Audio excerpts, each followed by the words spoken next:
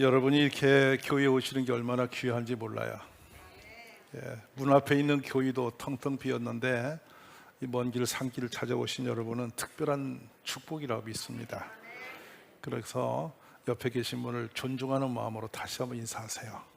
사랑합니다. 복 받으십시오. 이렇게.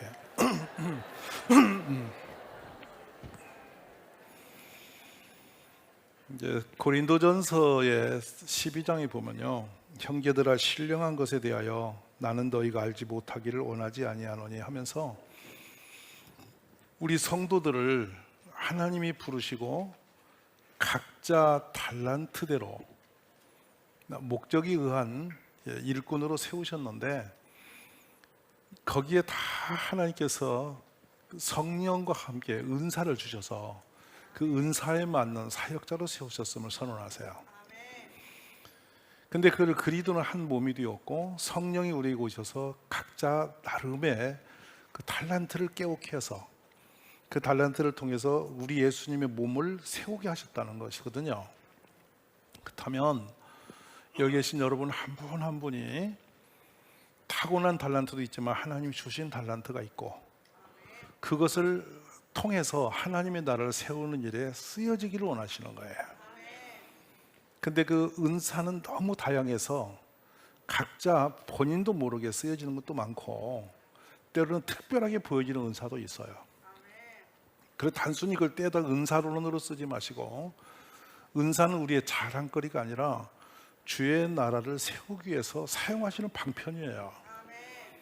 그러니까 이 은사가 없는 사람은 없어요. 우리가 쓰지 않아서 그래요. 종종 이런 거 있을 거예요. 건강한 분이 이게 손발이 부러져서 깁스를 해놓으면 한 3개월, 4개월 후에 풀면요 근육이 굳어서 자유롭지를 못해요. 은사도 여러분이 사용할 때 더 발전적으로 힘있게 능력이 나타나지 사용하지 않고 묻어두면 힘을 잃어버리고 하나님도 공급한 능력을 거두세요.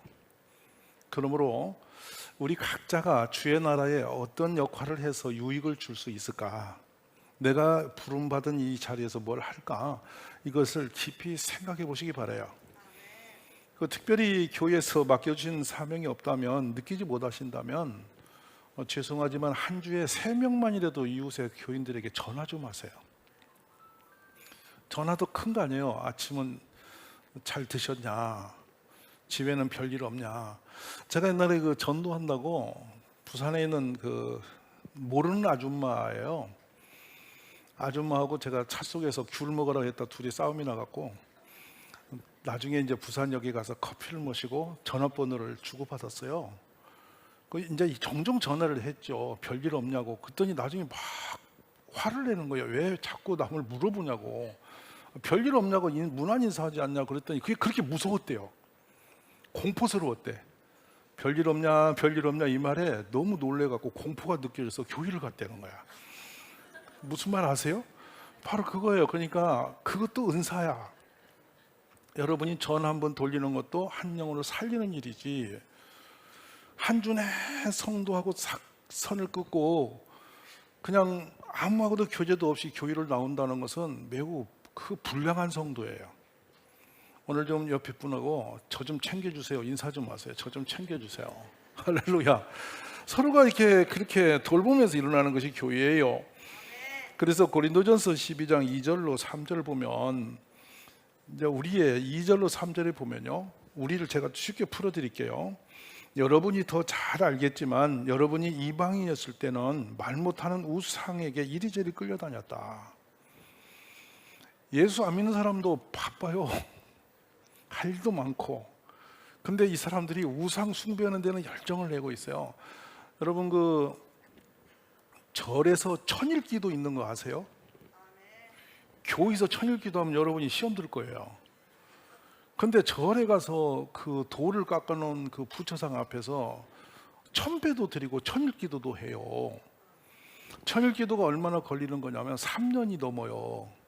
근데 그 세월을 절에 올라가서 무릎 꿇고 또 천배를 해요. 부모님한테 2번만 무릎 꿇어도 무릎 터진다고 할 거예요. 근데 그 1000번을 절을 하고 시주돈을 바치고 내려온다 이 말이에요. 그러니까 우상 숭배자도 이런 열정을 가지고 살았더라는 거예요. 그러므로 내가 여러분에게 말한다. 하나님의 영어로 말하는 사람은 예수님을 저주하지 않는다. 그리고 성령님의 도움 없이는 아무도 예수님을 주님이라고 말할 수 없다. 여러분 모두가 다 우리가 성령의 은혜 안에서 주님의 자녀가 된 거예요. 아멘. 그 은사는 여러 가지나 성령 같고 몸은 하나인데 많은 지체가 있고 몸의 지체가 많은 한 몸인 같이 그리스도 그러하니라 이렇게 했단 말이죠. 그러면서 이 12장 12절 고린도전서 이 말씀이 오늘 우리에게 매우 중요한 메시지가 되는 거예요.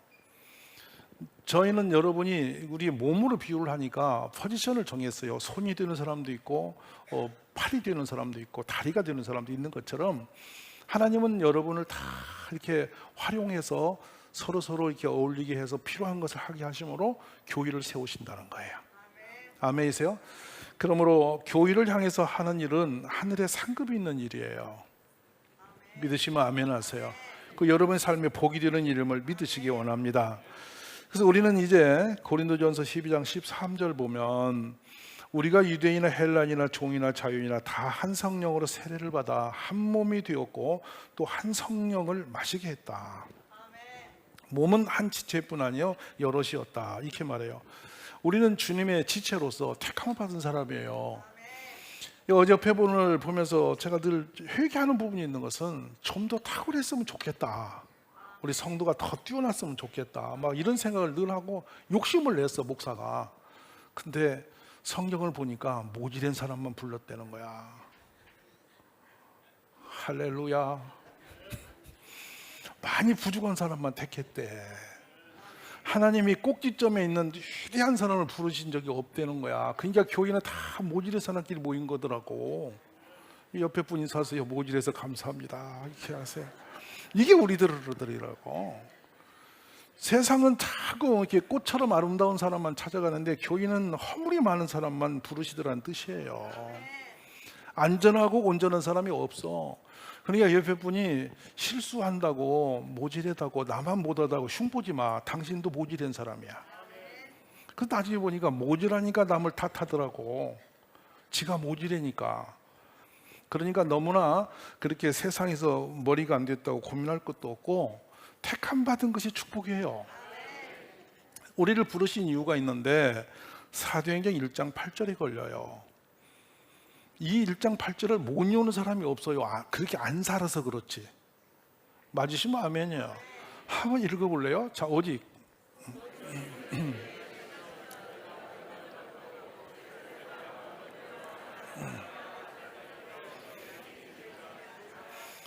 이 권능이 우리에게 있으면 주실 일도 없어요. 우리는 원래 능력이 없다는 거예요. 아멘.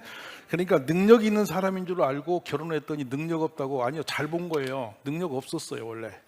맞으시면 아멘 하세요. 이분이 훌륭한 줄 알았어요. 아니요, 부실한 사람이었던 거예요. 겉은 멀쩡한데 별로 내놓을 게 없는 사람이었던 거예요. 그러니까 나하고 만난 거예요. 맞으시면 아멘 하세요. 불쾌하시지 마시고 편하게 들으셔. 성경적이야. 그래서 위로부터 능력을 주시고 권능을 주셨다는 거예요. 그랬더니 그 사람이 증인이 되어가지고 땅끝까지 전도하러 다니대. 이게 우리에게 부르심의 목적의 핵이에요. 할렐루야. 그래서 마태복음 24장 14절에 보면은 한번 읽어봅시다.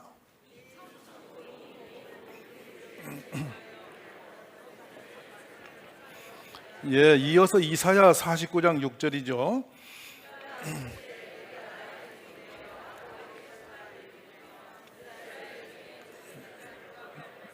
시편 22편으로 갑니다.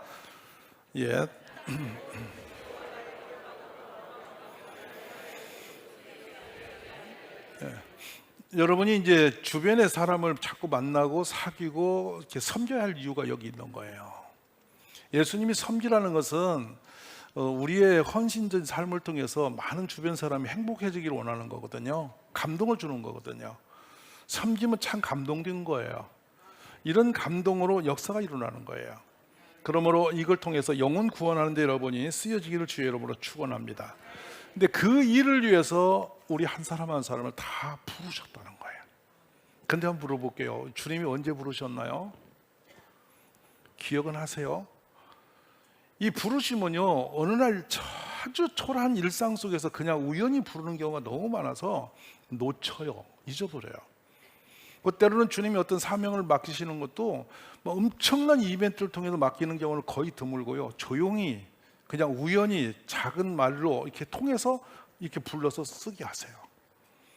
그러다 보니까 우리는 그런 기회를 많이 놓치거든요. 오늘 말씀을 들으시면서 우리를 택하고 부르신 주님 앞에 내가 부름 받았음을 확증하는 시간이 되었으면 좋겠어요. 고린도전서 1장 26절로 9절에서 우리들의 어떤 정체성을 가진 사람들을 택하고 부르셨는지를 쭉 소개하시거든요. 자, 제가 읽어드릴게요. 형제들아, 너희를 부르심을 보라. 육체를 따라 지혜 있는 자가 많지 아니하며 문벌 좋은 자가 많지 않다.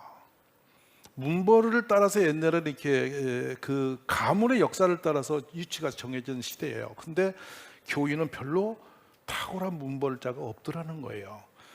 27절에 보면 그러나 하나님께서 세상에 미련한 것들을 택하사 지혜 있는 자들을 부끄럽게 하려 했다. 그러니까 교회에 부른 사람은 대다수가 세상에, 크게 읽으세요, 미련한 사람들이라는 거야. 조금 이해되세요? 이게 다행인 거예요. 우리들 그러니까 대다수 하나님은 세상에 미련한 사람을 통해서 역전시켰다는 거예요. 그 다음 28절 한번 볼까요? 하나님께서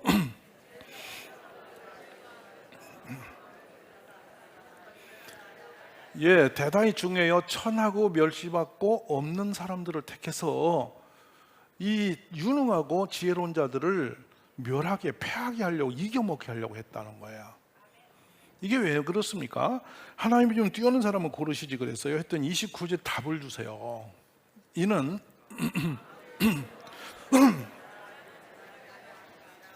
아멘. 자, 그러면 이게 탁월하게 부르심받아 쓰여진 분들의 이야기를 좀 우리가 보면서 여러분 각자가 하나님이 나를 어디다 쓰려고 부르셨지, 이걸 생각하는 시간이 되었으면 좋겠는데요. 한번 보십시다. 모세를 하나님이 부르시거든요. 근데 모세가 출애굽시 3장 11절에 보면 하나님께 대답을 이렇게 해요. 내가 누구이기에 바로에 가며 이스라엘 자손을 애굽에서 인도하여 내리까? 부름받고 가라는 말 앞에 뜬금없는 대답을 한다고요. 내가 누구기에? 이거를 이제 히브리 말로 미 아노키 이렇게 하는데, 내가 누구? 후? 나도 나를 모른다고요. 여러분 아세요? 나도 날 잘 모르겠대. 그만큼 자신이 약해져 있는 거예요. 나는 뭐야 라는 것을 할 수가 없는 거예요. 근데 어떻게 나도 나를 모르는 나를 왜 부르십니까? 라는 거예요. 이게 모세가 하나님의 부르심 앞에 놀라서 고백했던 장면이에요. 그런데 그 장면으로 들어가면 출애굽기 3장 1절로 한번 가볼게요. 가보면 자 보세요. 얼마나 평범한 상황에서 시작이 됐는지 봅니다. 모세가 그의 장인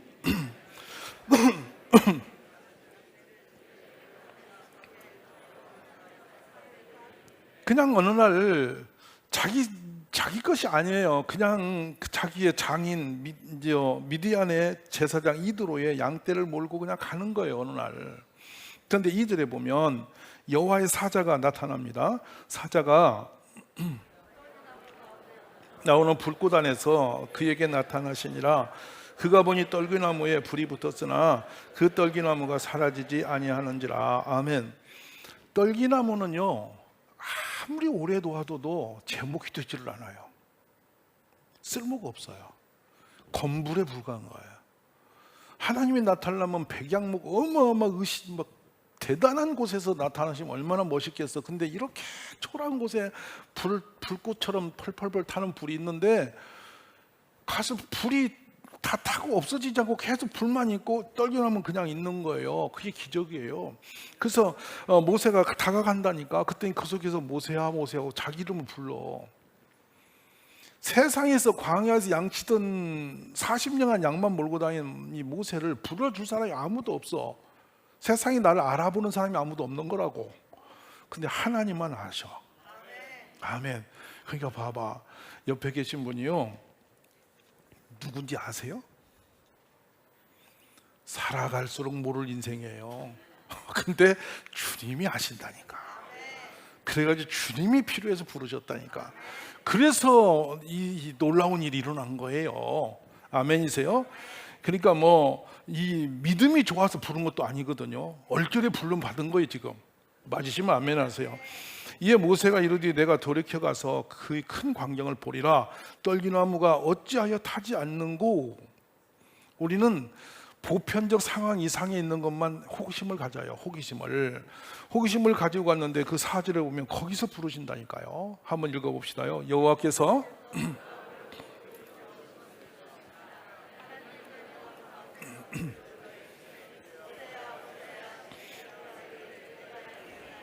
예, 덤불 속에서 호기심에 의하여 다가섰더니 거기서 그를 불러냈다. 근데 부르시는데 그 이름을 불렀다. 세상 사람 다 몰라도 주님은 나를 아신다.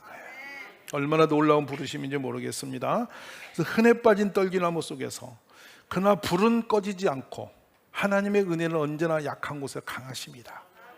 여러 가지 메시지가 여기서 담겨져 나옵니다. 그렇습니다. 하나님은 언제나 우리 곁에 계시는 분이시다. 오늘 또 여러분을 붙드시고 계신 분이 하나님이심을 믿습니다. 그래서 우리를 택하실 때는 강한 사람이 전혀 없고 탁월해서가 아니라 부족한데 부르셨다는 거. 그래서 이것이 은혜입니다. 그러므로 우리 모두는 은혜 입은 사람이에요. 맞죠? 보니까 그래요. 덜커덕 어느 날 우리가 태어나서 내가 뭐가 되리라 꿈을 꾼 사람이 있을까요? 나는 뭐가 되리라고 계획하고 이 땅에 태어난 분 아무도 없어요. 살다 보니 그렇게 되어져 있는 거예요. 이게 신비로운 거예요. 어느 날 그렇게 되었다 그거예요. 근데 돌아오면 그것이 다 하나님의 은혜였어요. 믿음이 있기를 간절히 바랍니다. 한번 읽어봅시다. 1장 35절에서부터. 자, 또 이튿날 예수께서 거니심을 보고 말하되 보라 하나님의 어린 양이로다. 두 제자가 그의 말을 듣고 예수를 따르거늘. 아멘. 이게 어떤 장면이냐면 세례 요한이 있었어요. 예수님 오시기 전에. 근데 세례 요한이 어느 날 예수님이 가시는 걸 보면서 봐라 하나님의 어린 양이다. 그자 세례 요한 곁에 있던 두 제자가 예수님한테 가버린 겁니다. 따라 나섰어요. 자, 그리고 나서 38절 이어갑니다. 예수께서 돌이켜 무엇을 구하느냐 이르되 납비여 어디 계시노니까 하니 예수께서 이르시되 와서 보라. 그러므로 그들이 가서 계신 데를 보고 때가 11시쯤 되었더라. 자, 40절 갑니다. 요한의 말을 듣고 시몬 베드로의 형제 안드레라. 41절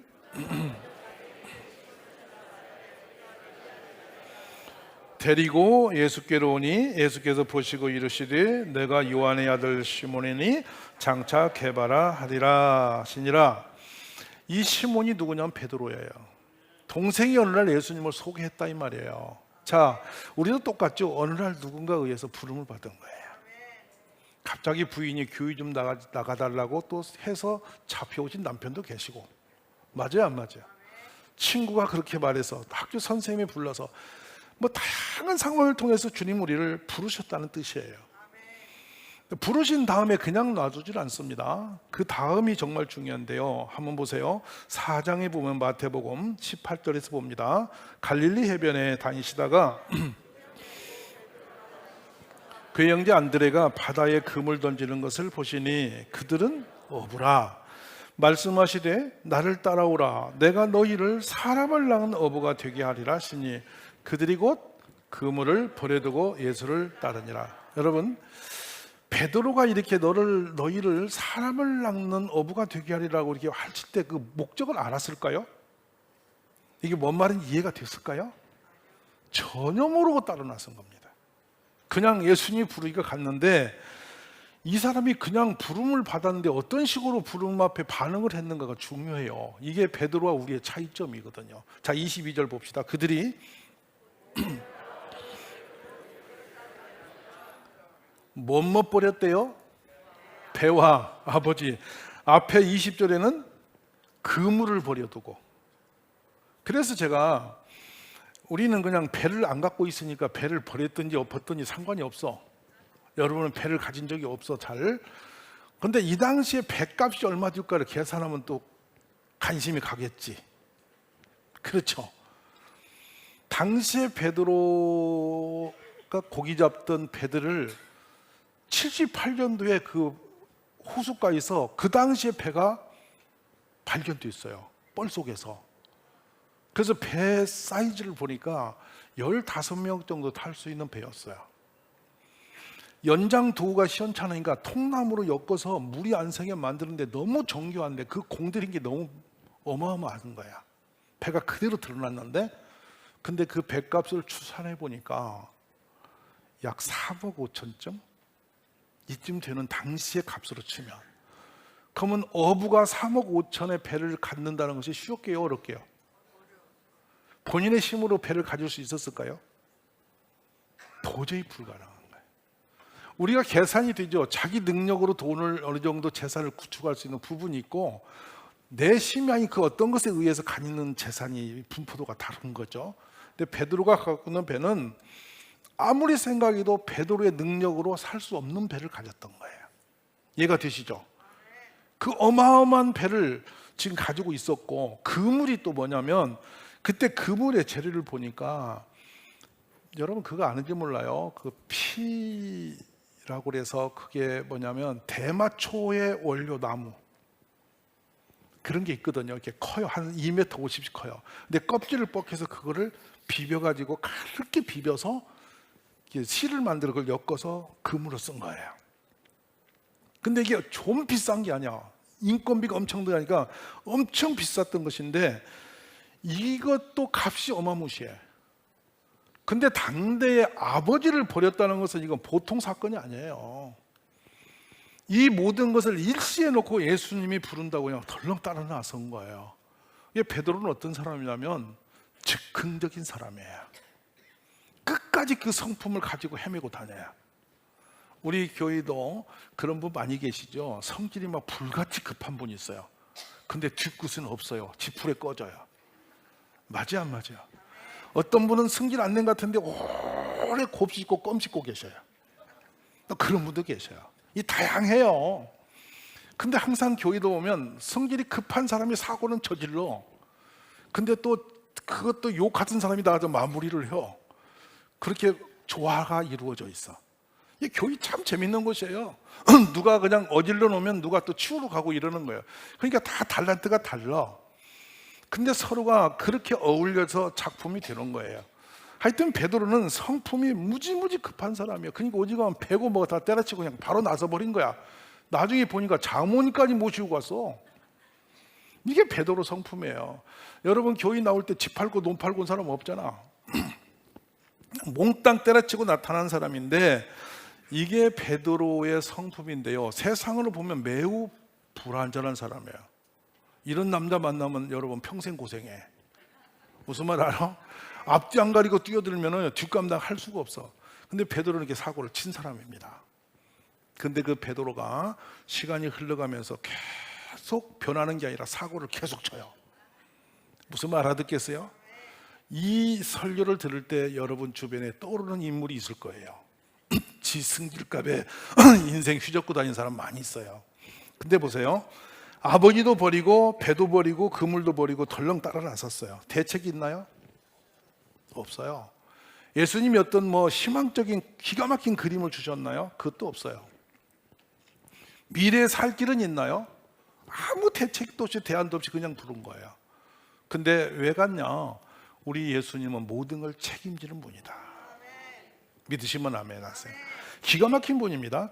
그런데 이 아무것도 없는 초라한 이 사람이 그 급한 성길 하나 붙들고 예수님 앞에 덜커덕 가버렸는데, 그 뒤로 계속 그 성길로 인해서 사고를 칩니다. 이제는 풍랑 위로 떨어들어서 바닷물에 빠져 죽을 뻔도 하고, 예수님을 3번씩이나 부인하고 헛소리도 하고, 또 양심을 있어 찔려갖고 또 울고 앉았고, 별짓을 다 해요. 그런 나중에 예수님 잡으러 왔더니 말고의 귀를 칼로 또 잘라버리고, 예수님 내가 당신을 끝까지 지키겠다 해놓고 그날 밤에 가서 예수님을 막 욕하면서 반항해버리고, 별짓 다 한 사람이에요, 베드로. 그 믿음이 없어서 얼마나 없냐면, 나중에 예수님이 부활하는 걸 보고도 그 제자들 다 동원해서 물고기 잡으러 또 가버리고, 그래서 주님이 나타나서 시몬의 아들 요한의 아들 시몬아, 네가 나를 사랑하냐, 또 주님이 아시지 않냐고 또 덤비 들고 별짓 다 한 사람이에요. 이 베드로의 약함과 허무한 인생이 바로 우리들의 인생이죠. 그럼 뭘 보냐? 만약 베드로가 예수님을 만나지 않고 그냥 있었으면 어떤 인생 됐게요? 상상해 보세요. 그 성질머리로 그렇게 살았으면 베드로의 인생은 뭐가 됐겠어요? 참 무참히 물고기 잡다 인생 끝날 사람 아니었나요? 근데 주님이 그를 택하셔서 허물이 많은 베드로를, 그 불같은 인격과 성품을 다 놓아도 그대로 들고 사용하시는데요, 하루아침에 바꿔서 사용하신 게 아니에요. 끝없이 사고치고 끝없이 불신앙으로 헤맸는데 성령을 주심으로 그가 변화합니다.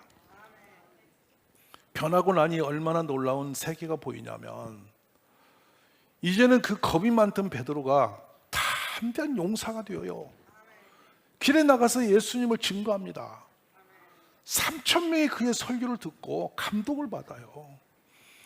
나중에 1만 명, 수를 못 이할 만큼 구름대 같은 사람이 베드로 설교에 감동을 먹고, 그가 예수의 이름으로 안진병이를 일으키니 안진병이 일어나고, 그가 지나가는 그림자만 스쳐도 병든 자 고침을 받는 거예요.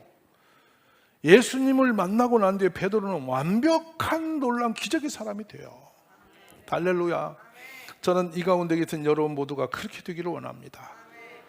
자신의 인생 하나 감당치 못하던 초라한 자기 인격 하나도 감당치 못하던 사람이었는데, 그렇게 실패도 많고 연약한 사람이었지만 주님 앞에 사명 앞에 설 때, 하나님의 일을 맡고 딱 책임을 지고 뜰 때 기적 같은 일이 일어나기 시작한 거예요. 그래서 그의 이름은 반석이 되었고 천국 열쇠를 손에 쥔 자가 되었고 교회의 사내되는 교회의 지도자가 되어진 것입니다. 할렐루야. 저는 여러분이 주님 앞에 부름받고 그렇게 쓰여지기를 주의 이름으로 축원합니다. 한없이 부족했습니다. 너무도 약했습니다. 그럼에도 제자가 되게 하셨고 사도가 되게 하셨습니다. 늘 부끄러웠습니다. 그러나 그의 이름을 반석 위에 세우셨습니다. 넘어져도 일어 세워주셨고, 부인해도 그를 다시 돌이켜주셨고, 물고기 잡으러 가도 찾아오셔 다시 돌이켜주신 것이 주님이십니다. 그래서 그는 불꽃처럼 살았고 용사가 되어 살았고, 나중에는 감히 주님같이 그 모양으로 죽을 수 없다 하여 스스로 달려가 십자가에서 완전히 내 발 벌린 사람으로 까꿀로 매달려 죽임을 당하는 그 사람이 되었습니다. 사랑하신 여러분, 세상에서 내 모습대로 살 때는 너무도 약하지만 주님 손에 붙잡히면 여러분 위대한 길을 걸을 수 있습니다. 오늘 우리의 삶은 생활이 그렇게 여러분 많은 세월이 우리에게 주어진 것은 아닙니다. 그렇지만 그 시간 동안에 주님 앞에 쓰여지기를 기도하십시오. 택함받아 사용되기를 구하시기 바랍니다. 그래서 작은 연약한 지체 한 사람이라도 가슴에 안고 기도하며 세워가는 우리들, 힘이 없는 사람 조금이라도 손이 되어주고 발이 되어주는 우리 가족들, 예수의 이름으로 여러분이 나가서 그렇게 작은 일을 섬기는 일에 하나님 나라가 일어날 줄로 믿습니다.